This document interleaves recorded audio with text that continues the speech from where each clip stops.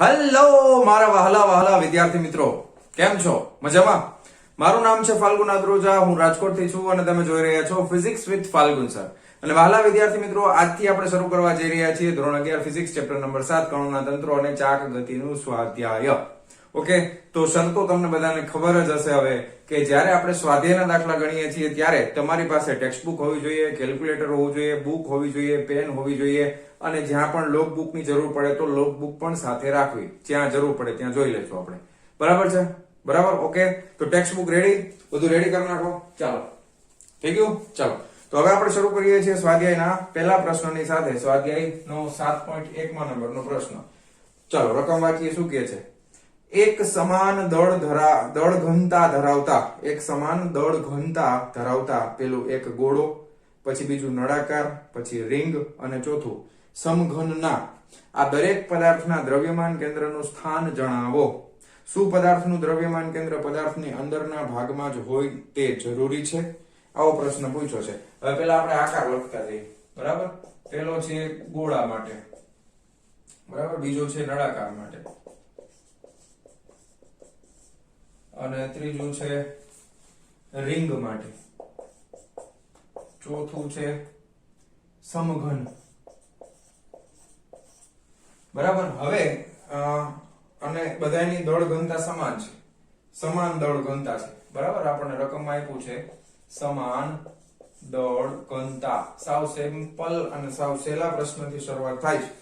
શું પદાર્થનું દ્રવ્યમાન કેન્દ્ર પદાર્થની અંદરના ભાગમાં હોય તે જરૂરી છે? અને દ્રવ્યમાન કેન્દ્રનું સ્થાન જણાવો.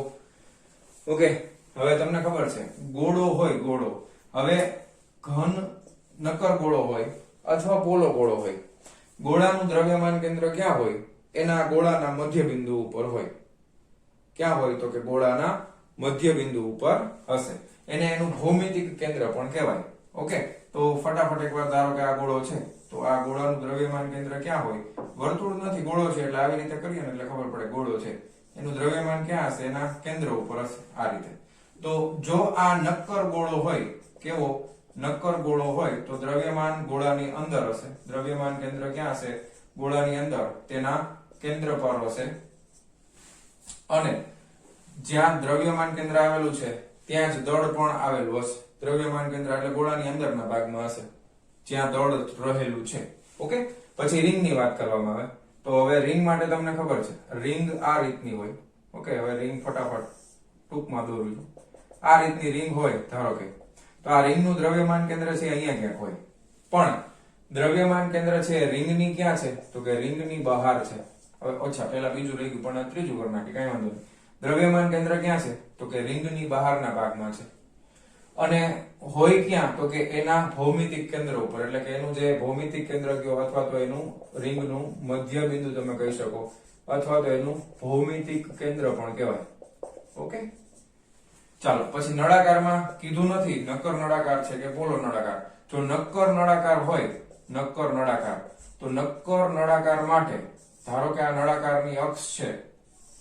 ઓકે, આ નક્કર નળાકારની અક્ષ છે, તો નળાકારની અક્ષ પર અને એ અક્ષના મધ્ય બિંદુ ઉપર એનું દ્રવ્યમાન કેન્દ્ર રહેલું હોય.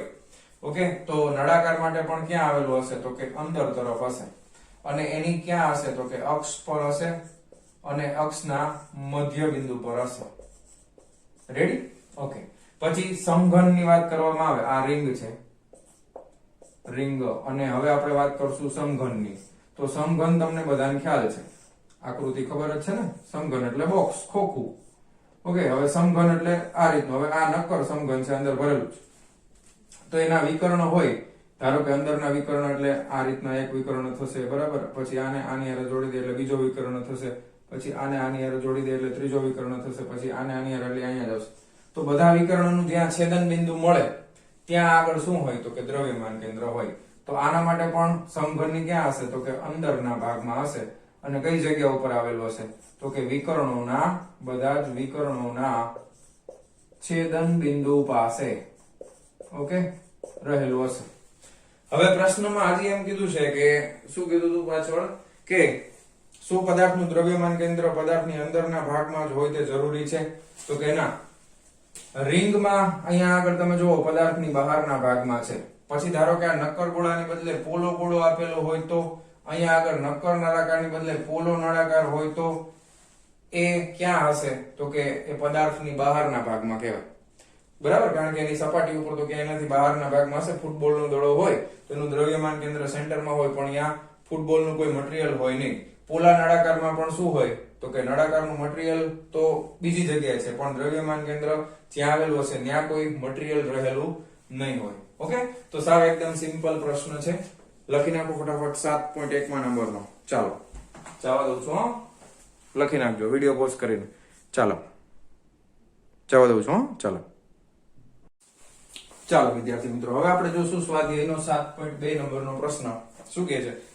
HCl અણુમાં, હાઇડ્રોક્લોરિક એસિડના અણુમાં બે પરમાણુઓના ન્યુક્લિયસો વચ્ચેનું અંતર. ન્યુક્લિયસ એટલે સાવ કેન્દ્રમાં હોય, જેની અંદર પ્રોટોન અને ન્યુટ્રોન રહેલા હોય. હાઇડ્રોજનમાં ખાલી એકલો પ્રોટોન જ હોય. જો 1H1 હોય તો હાઇડ્રોજનના બીજા બે સમસ્થાનિકો પણ છે, એની અત્યારે આપણે ચર્ચા નથી કરતા. કેમિસ્ટ્રીમાં તમે ભણશો ને ફિઝિક્સમાં આગળ આવશે. એટલે હાઇડ્રોજન સૌથી હલકું દ્રવ્ય. બરાબર, હવે ન્યુક્લિયસ એટલે એમાં ઇલેક્ટ્રોનને ગણવાના હોય નહીં. ન્યુક્લિયસ સાવ ક્યાં હોય? સેન્ટરમાં હોય. એ બે ન્યુક્લિયસ એટલે કે ક્લોરીનનું ન્યુક્લિયસ અને હાઇડ્રોજનનું ન્યુક્લિયસ, એ બે વચ્ચેનું અંતર કેટલું છે? તો કે 1.27 એંગસ્ટ્રોમ. હવે એંગસ્ટ્રોમ છે, 1 એંગસ્ટ્રોમ બરાબર 10⁻10 મીટર થાય. ઓકે, આ ખાસ યાદ રાખવાનું છે કન્વર્ઝન. ક્લોરીન અણુ એ હાઇડ્રોજન પરમાણુથી લગભગ 35.5 ગણો દળદાર છે. ક્લોરીનનું દળ છે એ હાઇડ્રોજન કરતા 35.5 ગણું વધારે છે, એવું સમજો. અને આ અણુનું લગભગ તમામ દળ તેના ન્યુક્લિયસમાં કેન્દ્રિત છે તેમ આપેલ છે. તો અણુના સેન્ટર ઓફ માસનું આશરે સ્થાન શોધો. હવે પહેલા આપણને જે આપ્યું છે એના ઉપરથી આકૃતિ બનાવવાનો પ્રયત્ન કરીએ અને પછી આપણે આગળ વધશું. ઓકે, હાઇડ્રો HCl છે ને, એટલે અહીંયા આપણે દાખલા તરીકે આ બાજુ ધારો કે આ હાઇડ્રોજન છે. ઓકે, તો એને H વડે દર્શાવાય. પછી અહીંયા આગળ ધારો કે અહીંયા આગળ ક્લોરીન છે. ઓકે, એને Cl વડે દર્શાવાય. આ બંને વચ્ચેનું જે અંતર આપ્યું છે એ 1.27 એંગસ્ટ્રોમ છે, એટલે 1.27 એંગસ્ટ્રોમ આ બે વચ્ચેનું થઈ ગયું અંતર. રેડી? ચાલો, પછી બાકીનો જે ડેટા છે આપણે લખી નાખી. ઓકે, હવે અહીંયા આગળ ધારી લઈ. ધારો કે હવે આગળ ધ્યાનથી જોજો શું શું કરવાનું છે. ધારો કે H નું દળ m એકમ. ઓકે, પછી Cl નું દળ, તો કે આના કરતા કેટલા ગણું કીધું છે? હાઇડ્રોજન કરતા 35.5 ગણું. તો 35.5 m એકમ. પૂરું? બેના દળ લખી નાખ્યા. હવે જેનું દળ વધારે હોય ને ઈ તરફ દ્રવ્યમાન કેન્દ્ર હોય, કોમન સેન્સ. અને બંનેને જોડતી રેખા ઉપર જોઈએ. દ્રવ્યમાન કેન્દ્ર ક્યાં હોય? બંનેના દળને જોડતી રેખા ઉપર જ ક્યાંક આવેલું હોય. અને ધારો કે આપણે એવું સમજી લઈએ કે ઈ ક્લોરીનમાં દળ વધારે છે, એટલે એની નજીક ક્યાંક આવેલું હશે. ધારો કે અહીંયા ક્યાંક છે, આનાથી વધારે નથી. કોઈ પણ આપણે હવે પછી સમજાવવું હોય તો થોડુંક અઘરું પડશે, એટલે મેં અહીંયા રાખ્યું છે. ઓકે, હવે ધારો કે દ્રવ્યમાન કેન્દ્ર છે, એના માટે આપણે યામ પદ્ધતિની જરૂર પડશે ને. ઉગમ બિંદુ આપણે આપણી રીતે નક્કી કરવાનું છે. એટલે ઉગમ બિંદુ આપણે એવી રીતે નક્કી કરી નાખી કે ધારો કે અહીંયાથી છે ને આ x અક્ષ છે, અને અહીંયાથી ઉપર તરફ જે છે એ આ y અક્ષ છે. અને આ જે બિંદુ છે ત્યાં આગળ યામ શું છે? તો કે અહીંયા 0 0 છે. ઓકે, 0 0 છે. પણ અહીંયા આગળ આપણે ખાલી x અક્ષ ઉપરની જરૂર છે, એટલે x યામની જરૂર હોય. પણ અત્યારે આપણે બેયમાં 0 0 રાખીએ, કાંઈ વાંધો નહીં. ઉગમ બિંદુ છે ટૂંકમાં. આને આપણે નામ આપી દઈએ બિંદુ O. ઓકે, બિંદુ O. રેડી? ઓકે, હવે ધારો કે ઉગમ બિંદુ છે. હવે આપણે એવું ધારી લઈએ કે અહીંયાથી આ જે અંતર છે એ ધારો કે x છે. તો આ માત્ર મૂલ્ય થઈ ગયું x એટલે. અને અહીંયાથી અંતર કેટલું થાય? ટોટલ કેટલું છે? 1.27. એમાંથી કેટલું બાદ કરી દેવાનું? તો કે x જેટલું. તો વધે કેટલું? તો કે 1.27 - x. આટલું અંતર થાય. અહીંયા આગળ દ્રવ્યમાન કેન્દ્ર રહેલું છે. સમજાણું? આકૃતિ કેવી રીતે બનાવી? અહીંયા દ્રવ્યમાન કેન્દ્ર છે ઉગમ બિંદુ પાસે, એટલે 0 0 થઈ જાય. Okay, very good. ચલો હવે આગળ વધીએ. હા, કે અહીં હવે શું કરશું કે અહીં તંત્રનું દ્રવ્યમાન કેન્દ્ર, તંત્રનું દ્રવ્યમાન કેન્દ્ર એનું સમીકરણ આપણે એક પરિમાણમાં છે. એટલે દ્રવ્યમાન કેન્દ્ર છે એને આપણે ધારો કે x અક્ષ ઉપર છે, એટલે x cm કેવું હોય તો છૂટ centre of mass, r cm કેવું હોય તો છૂટ આપણે r cm કહી દઈએ. અત્યારે r cm = m1 r1 સદિશ વત્તા m2 r2 સદિશ ના છેદમાં m1 વત્તા m2. આ દ્રવ્યમાન કેન્દ્રનું સમીકરણ છે. પરંતુ r1 સદિશ બરાબર શું થાય જો તો જરાક r1 સદિશ એટલે ઋણ x અક્ષ ઉપર આવે ને, આ બાજુ +x આ બાજુ -x, તો ઋણ અક્ષ ઉપર એનું અંતર આ હાઇડ્રોજન પરમાણુનું અંતર કેટલું છે તો કે x માં ડાબી તરફ છે એટલે માઈનસ ગણવાનું, તો -x x અક્ષ ઉપર છે એટલે i કેપ તથા r2 સદિશ છે ઈ જમણી તરફ છે, જમણી તરફ હોય તો પ્લસ ગણવાનું એટલે 1.27 - x અને એ પણ થઈ જશે i કેપ. ખબર પડે છે? ઓકે, કઈ પ્રોબ્લેમ નથી ને? ચાલો, પરંતુ દ્રવ્યમાન કેન્દ્ર પાસે તો આપણે શું લીધું છે? ઉગમ બિંદુ 0 0 લીધું છે. તેથી અહીં RCM = 0. x અક્ષ એક જ હોય એટલે એમાં ખાલી એક જ લખવાનું, 0 0 લખવાની જરૂર નથી, y માં તો કઈ છે જ નહીં એટલે આ 0 થઈ જશે. તેથી તમે શું લખી શકો કે ભાઈ તેથી 0 બરાબર m1r1. હવે m1 એટલે હાઇડ્રોજનનું દળ, h નું દળ m એકમ. હવે આના બરાબર આપણે m1 લઈ લીધું છે, આના બરાબર આપણે m2 લઈ લીધું છે. રેડી? તો m1 બરાબર આ m છે. ઓકે, r1 બરાબર કેટલા છે? -xi કેપ છે, તો માઈનસ અહીંયા લઈ લઈ અને xi cap. Okay, very good. Plus m2 એટલે કેટલા છે તો કે ભાઈ m2 એટલે 35.5 m છે અને r2 એટલે છે 1.27 - xi કેપ. છેદમાં શું આવી જાય તો કે બેયના દળનો સરવાળો એટલે m + 35.5 m. ખ્યાલ આવ્યો? ઓકે, હવે દળ અચળ છે, તમારે આને સીધે સીધું અહીંયા ગુણાકારમાં લઈને ઉડાડી દેવું હોય તોય વાંધો નહીં, પણ શું કરાય પેલા m કોમન નીકળી જાય. જો ઉપરથી m કોમન નીકળશે અને નીચેથી પણ m છે એ કોમન નીકળશે એટલે m ને ઉડાડી દઈ. પછી આ 35.5 વત્તા 1 એટલે 36.5 થાય, પણ સામે ગુણાકારમાં ચોકડી ગુણાકાર કરશો એટલે 0 હારે ગુણાકારમાં આવે એટલે એ 0 થઈ ગયું. બરાબર? ફટાફટ કરું છું. તેથી હવે જો, તેથી 0 = ખાસ ધ્યાન આપજો, આ ઉડી ગયું હો, આ સામે ચોકડી ગુણાકારમાં ઉડી ગયું એટલે અહીંયા થઈ જશે -xi કેપ પ્લસ, હવે આ ગુણાકાર કરવો પડશે ને, 35.5 ગુણ્યા 1.27 કરો, હાલો જલ્દી ફટાફટ. 35.5 ગુણ્યા 1.27 બરાબર 45.08 છે એટલે 45.1 લખી નાખું છું. બરાબર? 45.1. પાછું કઈ છે નહીં, દળ તો ઉડી ગયું હે ને એટલે એ કઈ આવશે નહીં, ખાલી અચળ સંખ્યા જ આવશે. પછી plus minus 35.5 x i cap = 0 થઈ ગયું. હવે તમને ખબર છે આ માઈનસ વાળા પદ છે ને એને સામે લઈ લે અને અહીંયા x, જો અહીંયા x અહીંયા પણ x, i કેપ એટલે બેનો સરવાળો થાય, માઈનસ માઈનસ પણ આમ તો સરવાળો કરવાનો. 36.5 આ બાજુ હોય તો પ્લસ 36.5 x = 45.1. હવે અહીંયા i કેપ લખેલું છે. ઓકે, હવે આ સદિશના સ્વરૂપમાં લખ્યું છે, આ i કેપ એટલે સદિશના સ્વરૂપમાં લખ્યું છે. હવે માત્ર મૂલ્યની વાત કરવાની છે તો i કેપ હવે ઉતારી દેશું. ઓકે, તેથી x બરાબર આને સામે લઈ જાવ તો ક્યાં આવી જાય છેદમાં, એટલે 45.1 ભાગ્યા 36.5 ભાગાકાર કરો તો ભાગ્યા 36.5 એટલે 1.2352 આવે છે, 52 આવે છે એટલે 1.24 કરી નાખ. 1.24 એકમ શું છે તો કે એંગસ્ટ્રોમ. બરાબર? અહીંયા કૌંસમાં લખવાનું માત્ર મૂલ્ય. આ શું છે? માત્ર મૂલ્ય. કારણ કે આપણે અહીંયા જો -x નથી લખ્યું કારણ કે આ માત્ર મૂલ્ય છે. ઓકે, ખાલી અંતર ગોતવાનું છે. હવે તમે જો આ જવાબ આવી ગયો. હવે ધ્યાનથી જોજો, એક વસ્તુ નોટિસ કરો, મેં કીધું તો એ નોટિસ કરો, કોમન સેન્સ ખાલી, બીજું કઈ.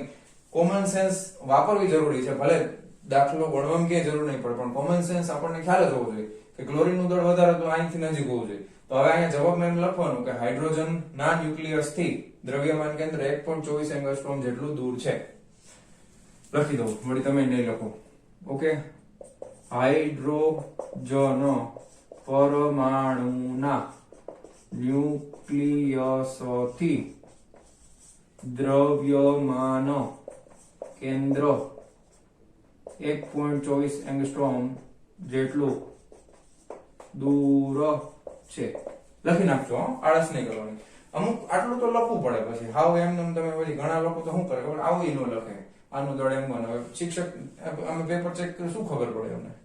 બરાબર, ખાલી જવાબ આવી ગયો ગમે એમ કરીને, ભાઈ અમને એમ થાય ચોરી કરીને લખ્યો છે, એટલે થોડું ઘણું તો લખવું એમ, આળસ નહીં કરવાની. તો અહીંયા આપણને મળી ગયું 1.24. હું કોમન સેન્સ ની જે વાત કરતો એ છે કે આ ટોટલ અંતર કેટલું 1.27. હવે આ કેટલું આવ્યું 1.24, વધ્યું કેટલું 25 26 27. 0.03 એંગસ્ટ્રોમ જેટલું. તો અહીંયાથી એકદમ નજીક થયું, જોયું? કીધું તું મેં, કારણ કે આનું દળ 35.5 ગણું વધારે છે આના કરતા, એટલા માટે ક્લોરીન ની સાવ નજીક આવે. ઓકે, બસ હવે છાપી મારો વિડિયો પોઝ કરીને. ચાલો જવા દઉં છું. હા, ચાલો વિદ્યાર્થી મિત્રો, 7.3 શું કહે છે? એક બાળક એક લાંબી ટ્રોલીના એક છેડે સ્થિર બેઠો છે. તે એક લીસી સમક્ષિતિજ સપાટી પર એક નિયમિત કેપિટલ V ઝડપથી આગળ વધી રહી છે. ઝડપમાં કોઈ ફેરફાર થતો નથી. ખાસ શબ્દો ઉપર ખાસ ધ્યાન આપજો. જો આ બાળક ટ્રોલી પર ઊભો થઈને કોઈ પણ રીતે દોડે તો ટ્રોલી પ્લસ બાળક એટલે કે આ તંત્રના દ્રવ્યમાન કેન્દ્ર સેન્ટર ઓફ માસ ની ઝડપ કેટલી હશે? દ્રવ્યમાન કેન્દ્રની ઝડપ કેટલી હશે? ઓકે, હવે પ્રશ્નને તમને સમજાવું છું. ધારો કે એક સરસ મજાની ટ્રોલી આ રીતની છે અને એ ટ્રોલી ઉપર એક બાળક, સમજો, બરાબર, મને જેવું આવડે એવું દોર્યું. ઓકે, આ છે બાળક. ઓકે, અને ઈ આ ટ્રોલી છે ઈ સરકે છે સપાટી ઉપર. ઓકે, હવે અહીંયા વ્હીલ રાખો કે ગમે, આ ઘર્ષણ રહિત છે એટલે કઈ ગણતરીમાં લેવાનું ન હોય. ઓકે, અને આ ટ્રોલીનો વેગ v આ કેવો છે તો કે આ અચળ આપી દીધો છે.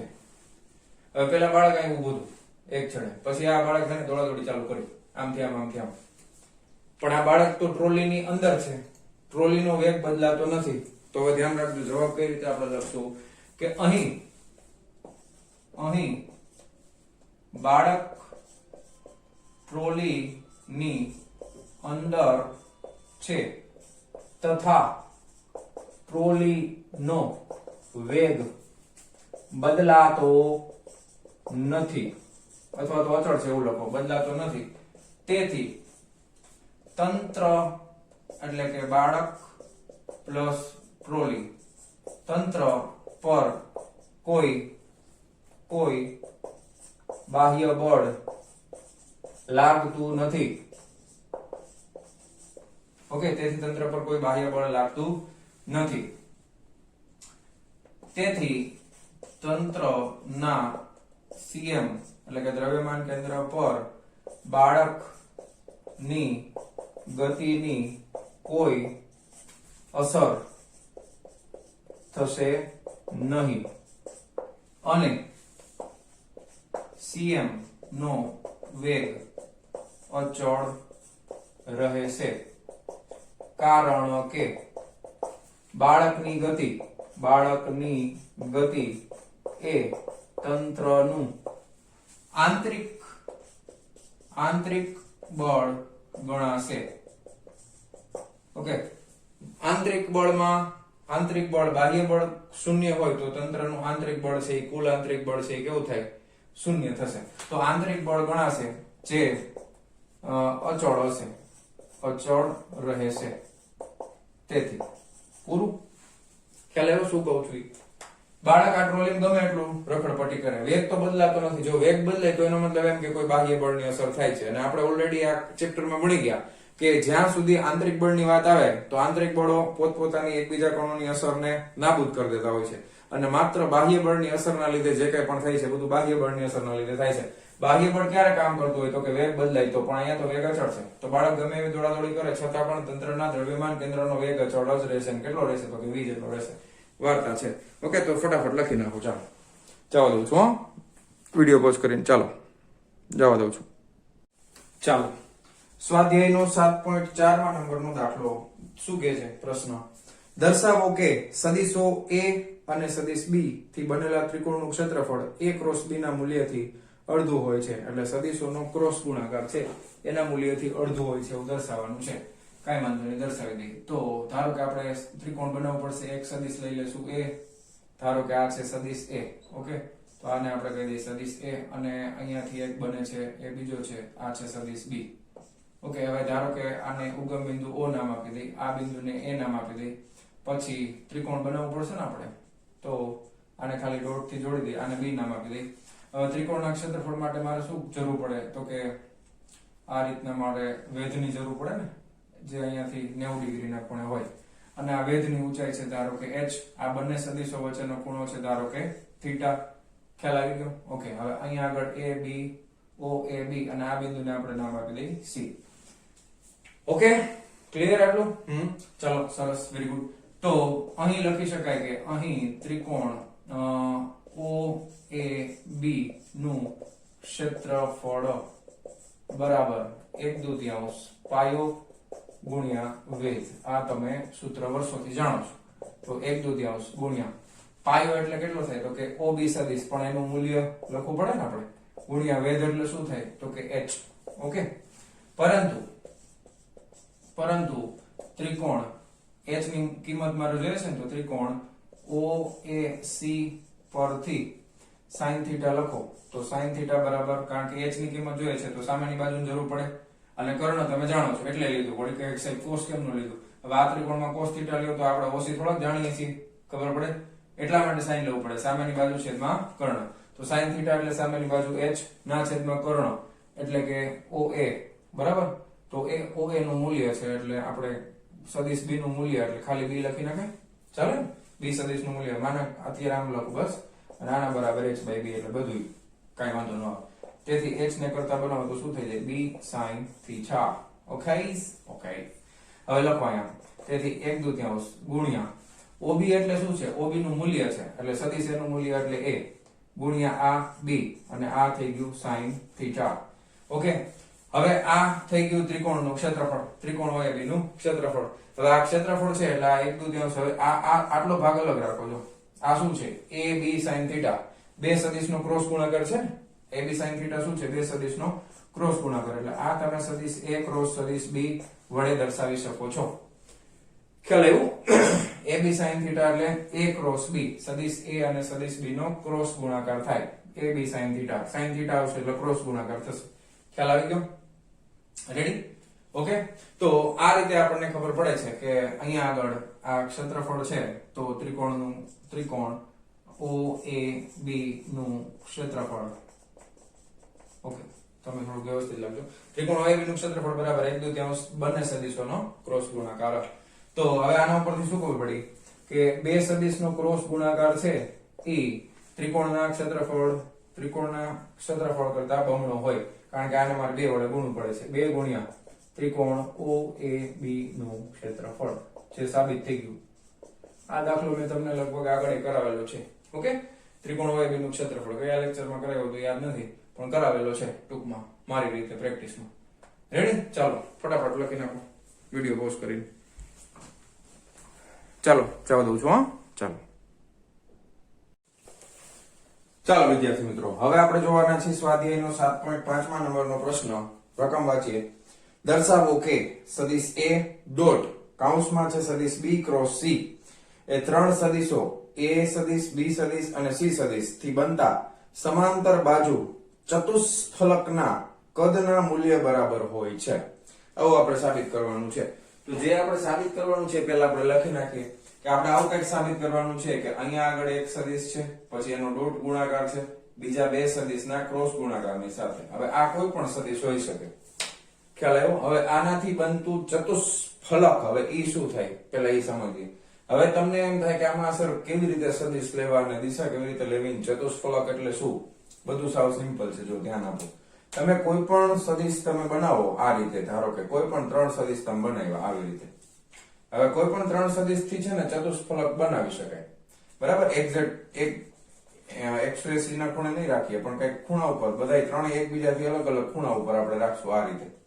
કોઈ પણ ત્રણ સદિશો લેવાના. હવે કોઈ પણ બે સદિશો તમે ભેગા કરો, ધારો કે એક સદિશ આમ છે, બરાબર? એક સદિશ આ બેને આપણે ભેગા કરીએ તો શું બને? તો કે એક સદિશ આવી રીતે બનશે, બીજો સદિશ કઈક આ રીતે બનશે. ખ્યાલ આવ્યો?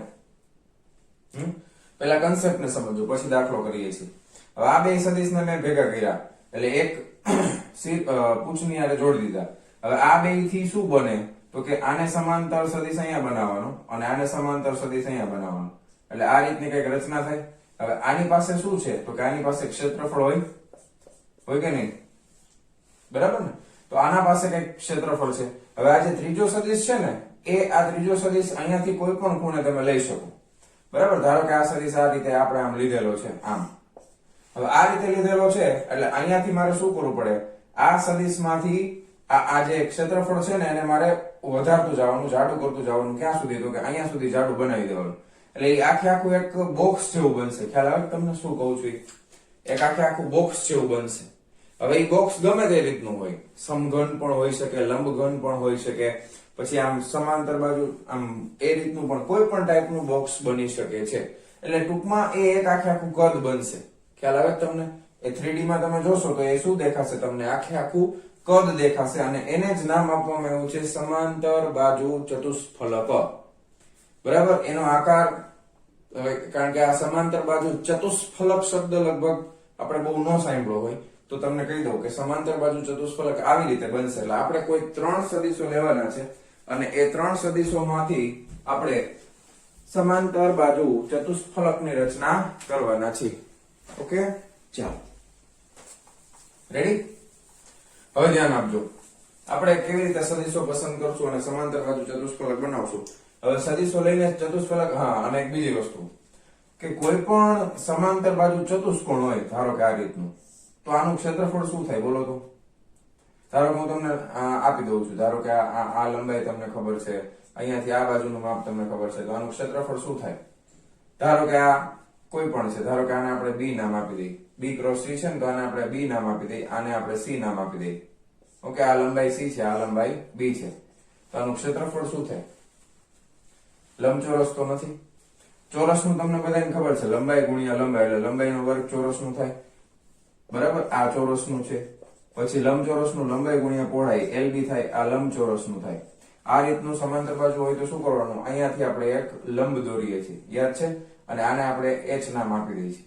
હવે ધારો કે હું તમને ખાલી સમજાવું છું, આ બે વચ્ચેનો ખૂણો થીટા હોય તો આ બે વચ્ચેનું ક્ષેત્રફળ મારે જોતું હોય તો હું ક્ષેત્રફળને ધારો કે આ બે સદિશના ક્રોસ ગુણાકાર તરીકે લખી શકું કે નહીં? ચેક કરીએ આપણે.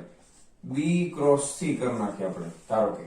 તો બી ક્રોસ સી કરીએ તો શું થાય? બી સી ક્રોસ છે એટલે સાઈન થીટા બે વચ્ચેનો ખૂણો થશે. હવે તમે આ ત્રિકોણને જરાક ધ્યાનથી જોવો તો આ ત્રિકોણ PQR નામ આપી દઉં છું, PQR. હવે આ ત્રિકોણની અંદર સાઈન થીટા એટલે શું લેવાનું છે? PQR માં સાઈન થીટા એટલે તમે લખી શકો સામેની બાજુ છેદમાં કર્ણ, સામેની બાજુ એટલે h છેદમાં કર્ણ એટલે c. તો h બરાબર શું થઈ ગયું? તો કે c sin થીટા છે અહીંયા. તો આવી ગયું એક આ b અને ગુણ્યા h થઈ ગયું, તો ક્ષેત્રફળ મળી ગયું. એટલે કોઈ પણ ચતુષ્કોણ હોય, પછી ચોરસ હોય તો આ તો સીધું લાગુ જ પડશે ને, કારણ કે ચોરસમાં તો ખૂણો 90 નો છે, sin 90 બરાબર તો 1 થાય. લંબચોરસમાં બે બાજુ વચ્ચેનો ખૂણો 90 નો હશે તો એમાં પણ sin 90 બરાબર 1 થાય. લંબાઈ ગુણ્યા પહોળાઈ થઈ જશે. અને આમાં પણ કોઈ પણ આકારનું હોય ચતુષ્કોણ તો એના માટેનું ક્ષેત્રફળ એટલે બંને સદિશોનો સદિશ ગુણાકાર લઈ શકો તમે. પછી ઘણાને એમ થાય છે બી ક્રોસ સી જ કેમ લીધું? સી ક્રોસ બી લઈએ તો ન હાલે? હાલે ને, હાલે ને, શું વાંધો? સી ક્રોસ બી કરો તમે તો અહીંયાથી તમારે આને લંબ દોરવાનો થાય. ખ્યાલ આવ્યો તમને? હવે આમાં તમે કોઈ પણ બદલાવી શકો, એની જગ્યાએ તમે આમાં આના જવાબ છે ને એ તમે આમાં લખી શકો, B dot A cross C, પછી C dot A dot B, A cross B, sorry, કોઈ પણ રીતે આવે. બી ને આગળ લઈ લ્યો, સી ને આગળ લઈ લ્યો, કોઈ ફેર પડતો નથી. જવાબ એક સરખો જ આવશે. એ આપણને સમાંતર બાજુ ચતુષ્ફલક નું કદ જ મળશે. ખ્યાલ આવે છે? આપણે આ જસ્ટ ખાલી આના માટે સાબિત કરવાનું છે. તો હવે આગળ વધીએ. કન્સેપ્ટ ક્લિયર થઈ ગયા બધા? ચાલો હવે આગળ વધીએ. હવે એક કામ કરશું આપણે, સમાંતર બાજુ ચતુષ્ફલક છે ને પેલા દોરી નાખીએ, બરાબર? પછી આગળ વધીએ, આપણી રીતના દોર નાખીએ. બી ક્રોસ સી છે તો સમાંતર બાજુ ચતુષ્ફલક દોરવું છે તો કેમ દોરશું? ફટાફટ દોરું છું. તમે મારા કરતા સારું દોરજો, વ્યવસ્થિત. તમારું ડ્રોઈંગ બધાનું મારા કરતા બહુ સારું છે. તમારું બધાનું ડ્રોઈંગ બહુ સારું છે. હાલો હવે અહીંયાથી છે ને આને સમાંતર આવી રીતે. મારું તમારા જેટલું બહુ સારું નથી ડ્રોઈંગ. જો થઈ ગઈ ને, ત્રાસી લાઈન જ થઈ જાય. આ રીતે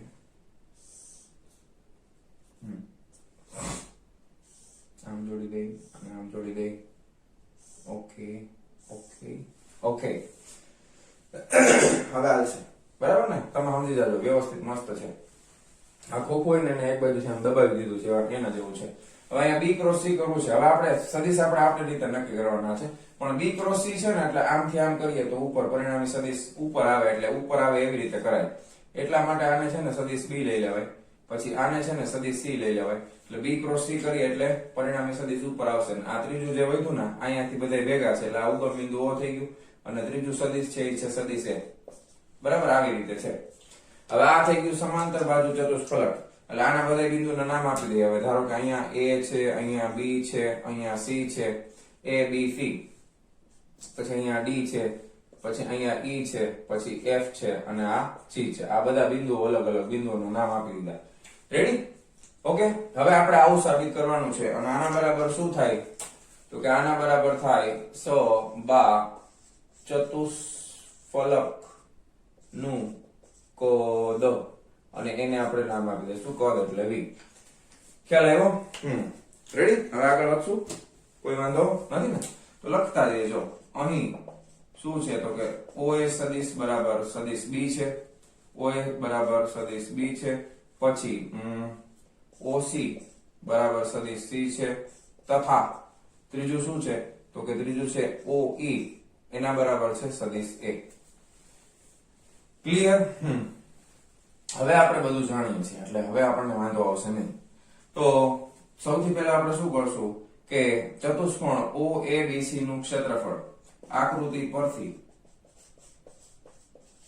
ચતુષ્કોણ એટલે આવી રીતે કરે ઓકે ચતુષ્કોણ OABC નું ક્ષેત્રફળ એને આપણે ધારો કે ક્ષેત્રફળને S સદિશ વડે દર્શાવીએ તો એક ક્ષેત્રફળ છે ને જો ધ્યાન રાખજો ક્ષેત્રફળ સદિશ રાશિ છે ક્ષેત્રફળ કેવી રાશિ છે સદિશ રાશિ છે ક્ષેત્રફળની દિશા કેવી હોય તો કે ક્ષેત્રફળ જો ખુલ્લી સપાટી હોય તો ક્ષેત્રફળને લંબ હોય ખુલ્લી સપાટી માટે લંબ હોય એટલે ઉપર તરફે હોઈ શકે નીચે તરફે હોઈ શકે બરાબર ચાલો તો અહીંયા આગળ ક્ષેત્રફળ છે એ S સદિશ છે તો એ કોનું છે તો કે OABC નું ક્ષેત્રફળ છે ને એટલે b ક્રોસ c હમણાં જ સમજાયું હવે હમણાં જ સમજાયું b ક્રોસ c એટલે OABC નું ક્ષેત્રફળ થશે તો c ક્રોસ b એટલે એનો થાય એના બરાબર એ થાય પણ આપણે અત્યારે જો b થી c તરફ જઈએ છીએ b ક્રોસ c કરશું એટલે ઉપર તરફ આવશે બરાબર એટલે આપણને કઈ વાંધો આવે નહીં કારણ કે એમાં ડાયાગ્રામ નીચે પછી માનાંકમાં લેવું પડે જવાબમાં કોઈ ફેર ન પડે તો આ રીતના આપણને મળે છે રેડી ઓકે ક્લિયર હવે આ બે વચ્ચેના ખૂણો અત્યારે આપણે કઈ ગોતવાની જરૂર નથી બંને વચ્ચેનો ખૂણો ગોતવાની જરૂર નથી હવે અહીંયા આગળ છે ને આ જે ક્ષેત્રફળ આપણને મળ્યું તો અહીંયા આગળ b ક્રોસ c બરાબર સદિશ s મળે છે અને s n કેપ વડે દર્શાવવું ઓકે આ બંનેના ક્ષેત્રફળનું મૂલ્ય s અને એની દિશા તો કે n કેપ ની દિશામાં હવે b ક્રોસ c કરો તો અંગૂઠો ક્યાં જાય તો કે ઉપર તરફ જાય ને અંગૂઠો ઉપર તરફ જાય તમારે આને અહીંયા b આમ આંગળીઓ b તરફ c અંદર છે તો b ક્રોસ c કરો તો અંગૂઠો ક્યાં જાય ઉપર તો આ બંનેનો જવાબ જે s ક્ષેત્રફળનો સદિશ મળશે એ આ બંનેને લંબ અને ક્યાં હશે તો કે ઉપર તરફ હશે ને આ રીતે બરાબર તો આ જે છે એ મને શું મળે છે તો કે આ મળે છે b ક્રોસ c અને આ કોના બરાબર છે તો કે આ s સદિશ જેવું છે એટલે આ s n કેપ રાખી દઈએ આપણે n કેપ છે એ ક્ષેત્રફળની દિશામાંનો એકમ સદિશ છે તો લખી શકાય કે n કેપ એ ક્ષેત્રફળ ની દિશાનો એકમ સદિશ છે બરાબર આપણને ખબર નથી x અક્ષ y અક્ષ z અક્ષ નકર આપણે i કેપ j કે i j અને k લેવાના હતા પણ એવું તો આપણને ખબર નથી એટલે આપણે એને નામ આપી દીધું છે n કેપ ખ્યાલ આવી ગયો અહીંયા સુધી કોઈ વાંધો નથી ને રેડી ઓકે બહુ સરસ વેરી ગુડ હવે આગળ વધીએ પાછા અહીંયા થોડુંક ભૂસાઈ ગયું છે અને સરખું કરી નાખીએ ચાલો હવે ધારો કે આ પરિણામી ક્ષેત્રફળનું સદિશ જે છે એ સદિશ a ની સાથે કઈ ખૂણો બનાવે છે એ ખૂણાને આપણે નામ આપી દઈએ છીએ થીટા બરાબર ધારો કે અહીંયા પરિણામી સદિશની સાથે જે ખૂણો બનાવે છે એને આપણે નામ આપી દઈએ છીએ થીટા હવે તમારે કદ જોઈએ છે તો પાછું કદ ગોતતા આવડવું જોઈએ ને સમાંતર બાજુ ચતુષ્ફલક છે આનું કદ જોતું હોય કેવી રીતે મળે તો કે આમાંથી જે તમને 1 2 આગળની પાછળની બરાબર ટોટલ કેટલી બાજુઓ સપાટી કેટલી હોય તો કે 6 સપાટી હોય એમાંથી તમારે શું કરવાનું કોઈ પણ એક સપાટીનું ક્ષેત્રફળ અને સામેની સપાટીથી એનું લંબ અંતર લેવું પડે ફરીથી કદ ગોતવા માટે શું કરવું પડે કોઈ પણ એક જે આ છે એનું ક્ષેત્રફળ કોઈ પણ એક સપાટીનું ક્ષેત્રફળ અને સામેની સપાટીથી આ સપાટી વચ્ચેનું લંબ અંતર એના બરાબર શું થાય આખે આખા આ ચતુષ્ફલકનું કદ થઈ જશે ઓકે ખ્યાલ આવી ગયો તો હવે અહીંયા તમે ધ્યાનથી જોજો કે અહીંયાથી આપણે આ જે પરિણામી ક્ષેત્રફળ છે એને આ બાજુ સાથે કેટલો ખૂણો બનાવ્યો છે θ. હવે મારે લંબ અંતર જોઈએ છે, ધ્યાનથી જોજો. લંબ અંતર જોતું હોય તો શું કરવું પડે તો કે અહીંયાથી છે ને એક આપણે લંબ ડ્રો કરી નાખીએ આ રીતે. આ લંબ મેં ક્યાં સુધી ડ્રો કરેલો છે તો કે આ લંબ જે છે ને મેં આ OABC સપાટી સુધી ડ્રો કરેલો છે. બરાબર, ધારો કે અહીંયા ક્યાંક આવે છે આ સપાટી અને અહીંયાથી આ લંબ અંતર છે આ રીતે. બરાબર છે, આ લંબ મેં ક્યાં દોરેલો છે OABC સપાટી ઉપર દોરેલો છે. Ready okay. ચાલો હવે આને આપણે નામ આપી દઈએ, આ બિંદુ આ E છે તો આને આપણે નામ આપી દઈએ E' અને આ જે હાઈટ છે લંબ અંતર એને H નામ આપી દઈએ. ક્લિયર? ઓકે, કઈ વાંધો નથી ને? ચાલો હવે આગળ વધીએ. તો ચાલો હવે આગળ વધીએ. હવે અહીંયા સુધી તમને સમજાઈ ગયું. હવે આપણી પાસે D ક્રોસ C પણ છે અને A પણ છે. તેથી હવે શું લખી શકાય કે તેથી આપણે જે સાબિત કરવાનું છે લખી નાખીએ. સદિશ A dot B cross C એના બરાબર શું થઈ જશે તો કે A dot B cross C એટલે કે અહીંયા S છે અને અહીંયા આગળ છે સદિશ A ડોટ સદિશ S. બરાબર ને? ડોટ ગુણાકાર છે આવું આપણે પૂછ્યું છે આપણને. હવે આ ડોટ ગુણાકાર છે એટલે તમને ખબર છે ડોટ ગુણાકાર આવે એટલે શું આવે તો કે cos θ આવશે તો આ થઈ જશે AS cos θ. શું થઈ જશે AS cos θ. હવે S એમ નામ રાખીએ, આ A cos θ આની કિંમત મેળવવાનો પ્રયત્ન કરીએ. ઓકે, હવે અહીંયા આગળ A cos θ ની કિંમત આપણે જોઈએ છે તો ધ્યાન આપજો. cos θ ની કિંમત આપણને કઈ રીતના મળશે તો કે અહીંયા તમે જોઈ શકો છો કે અહીંયા આગળ જે પરિણામી ક્ષેત્રફળ છે એને સદિશ A ની સાથે કેટલો ખૂણો બનાવ્યો છે θ અને અહીંયાથી તમે આમ જોશો તો n બને છે. શું બને છે? n એટલે યુગ્મ કોણ થાય. યુગ્મ કોણ થાય એટલે કે અહીંયા આગળ જો ખૂણો θ હોય, આ θ હોય તો આ ખૂણો પણ કેટલો થાય તો કે આ પણ θ થાય ભાઈ. બરાબર, તો આકૃતિ પરથી ત્રિકોણ આપણે લઈ લઈએ OEE'. બરાબર, OEE' માટે તમે લખો કે ભાઈ cos θ જોઈએ છે ને આપણે આમાં cos θ આવશે તો cos θ બરાબર શું થશે તો કે cos θ બરાબર ત્રિકોણની અંદર તમે જોશો આને ખાલી આપણે એને લંબાવી દઈએ ખાલી સમજવા માટે. તો cos θ બરાબર શું થાય તો કે પાસેની બાજુ છેદમાં કર્ણ થાય. તો પાસેની બાજુ શું છે તો કે EE' છે, ના છેદમાં કર્ણ એટલે OE છે. ઓકે, તેથી હવે કિંમત મૂકી દઈ. EE' એટલે કેટલા છે તો કે EE' એટલે તો લંબ અંતર છે H એટલે cos θ બરાબર H ના છેદમાં OE. O થી E એટલે તો A સદિશ છે એટલે એનું મૂલ્ય લખવાનું એટલે ખાલી A. તેથી H બરાબર શું થાય તો કે A cos θ થાય. થઈ ગયું સાબિત? H બરાબર A cos θ. હવે આવું શું કામ કરવું પડે કારણ કે અહીંયા θ છે એટલે આ ખૂણો θ બને ને આ રીતના યુગ્મ કોણની જોડ થાય એટલા માટે આપણે cos θ માં અહીંયા. હવે તમને ઘણા એમ થાય સાહેબ અહીંયાથી લંબ કરીને ત્રિકોણનો હવે આ જે પરિણામી સદિશ આવે છે ક્ષેત્રફળ એની લંબાઈ આપણને થોડીક ખબર છે. આપણે કયું અંતર જોઈ છે તો કે આ સમાંતર બાજુ ચતુષ્ફલકની આ બે ક્ષેત્રફળ વચ્ચેનું લંબ અંતર જોઈએ છે. તો એના માટે તમે આ બિંદુથી લંબ દોરેલો છે તો આ અંતર જ મેળવવું પડે. તો અહીંયા જો ખૂણો θ થાય તો આ ખૂણો θ જ થાય એટલા માટે અંદરનું જ ત્રિકોણ લેવું પડે. બરાબર, બાકી આપણને આ બાજુ લંબ અંતર મળે નહીં. એટલા માટે આ કરવું ખૂબ જરૂરી હતું. તો H મળી ગયો છે મને. ઓકે, બહુ સરસ, વેરી ગુડ. તો શું લખી શકાય હવે આમાં આગળ વધીએ. તેથી A dot B cross C બરાબર તમે શું લખી શકો S અને A cos θ બરાબર તો શું થાય તો કે H. ઓકે, તો એક નું ક્ષેત્રફળ અને બીજાથી લંબ અંતર છે તો અહીં ચતુષ્ફલક સમાંતર બાજુ ચતુષ્ફલક ખાલી નહીં અહીં સબા ચતુષ્ફલક નું કદ V બરાબર શું થાય ચતુષ્ફલક નું કદ એટલે કોઈ પણ એક આ નીચેનું ક્ષેત્રફળ લઈ લ્યો તો એનું ક્ષેત્રફળ OABC નું ક્ષેત્રફળ એટલે ચતુષ્કોણ OABC નું ક્ષેત્રફળ AC છે ને અને એના ગુણાકારમાં શું આવે તો કે બે વચ્ચેનું સામેના ચતુષ્કોણ અને નીચેના ચતુષ્કોણ વચ્ચેનું લંબ અંતર એટલે કે ગુણાકારમાં E બિંદુથી ચતુષ્કોણ OABC નું લંબ અંતર બરાબર છે અને આના બરાબર તો શું થાય તો કે ચતુષ્ફલક નું કદ થઈ જાય. તો એ સમીકરણ આપણે સાબિત કરી દીધું. રેડી થઈ ગયું. સાબિત સમાંતર બાજુ ચતુષ્ફલકનું કદ. તો આ ઈ છે ને, S એટલે આ નીચેનું ક્ષેત્રફળ, નાનાથી લંબ અંતર. થઈ ગયું સાબિત. તો આ રીતે તમારે કન્સેપ્ચ્યુઅલી બધા કન્સેપ્ટ, તમારા ક્ષેત્રફળનો કન્સેપ્ટ, કદનો કન્સેપ્ટ, બધું, કારણ કે આમાં પ્યોર મેથેમેટિક્સ છે. ઓકે, સદિશનો થોડો ઘણો ઉપયોગ છે, બાકી છે પ્યોર મેથેમેટિક્સ. ગણિત તમારું પાવરફુલ હોય તો આ થઈ જાય. ખ્યાલ આવી ગયો? તો ફટાફટ વિડીયો પોઝ કરી અને આ લખી નાખો. ચાલો જવા દઉં છું. ચાલો વિદ્યાર્થી મિત્રો, હવે આપણે જોવાના છે સ્વાધ્યાયનો 7.6 માં નંબરનો પ્રશ્ન. શું કહે છે? x y z ઘટકો સાથે જેનું સ્થાન સદિશ r અને px py pz ઘટકો સાથે વેગમાન p હોય તે કણના કોણીય વેગમાન l ના x y z અક્ષો પરના ઘટકો શોધો.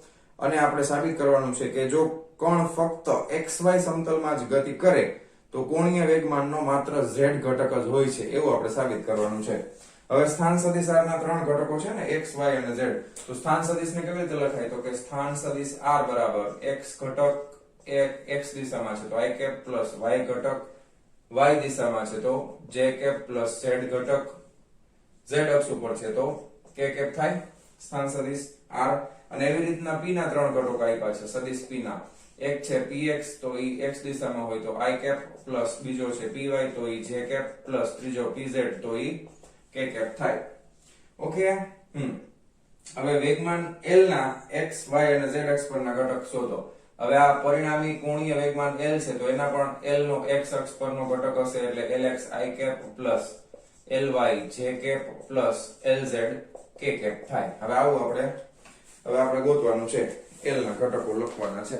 હવે આપણને ખબર છે, શું ખબર છે? તો કે કોણીય વેગમાન l બરાબર r ક્રોસ p થાય, સદિશ r ક્રોસ સદિશ p થાય. તો એના બરાબર આપણે લખી નાખીએ કે x i cap plus y j cap plus z k cap cross ગુણાકાર px i cap plus py j cap plus pz k cap થાય. ઓકે, અને અહીંયા આગળ l બરાબર તો શું છે? તો કે lx i cap plus ly j cap plus lz k cap છે. આવું કંઈક છે. ઓકે, હવે આ ક્રોસ ગુણાકાર માટે નિશ્ચયકની મેથડ આપણને ખબર જ છે. તો નિશ્ચયક બનાવી નાખવાનો, નિશ્ચયક બનાવી નાખીએ. ચાલો, અહીંયા આવશે i cap j cap k cap. Okay, અને થોડુંક નજીક લઈ લઈએ. હા, હવે i નો ઘટક અહીંયા x છે, y છે, અહીંયા z છે, અહીંયા px છે, અહીંયા py છે અને અહીંયા pz છે. ખાસ જે પહેલા હોય એ પહેલા આવશે, જે પછી હોય એ પછી આવશે, નકર જવાબમાં માઈનસ નિશાની બદલે જવાબમાં પ્લસ ની બદલે બધું માઈનસ થઈ જશે. હવે આ ગુણાકાર કરતા આવડે? ઓકે, i કેપ એમ રાખવાનું, પછી આ બેને કાઢી નાખવાની તો આ ચોકડી ગુણાકાર શું થઈ જશે? y pz અને માઈનસ z py. પછી આ j કેપ છે તો માઈનસ j કેપ થાય, માઈનસ j કેપ થાય, આને કાઢી નાખવાનું, આને કાઢી નાખવાનું, ચોકડી ગુણાકાર કરીએ એટલે x pz અને માઈનસ z px બરાબર.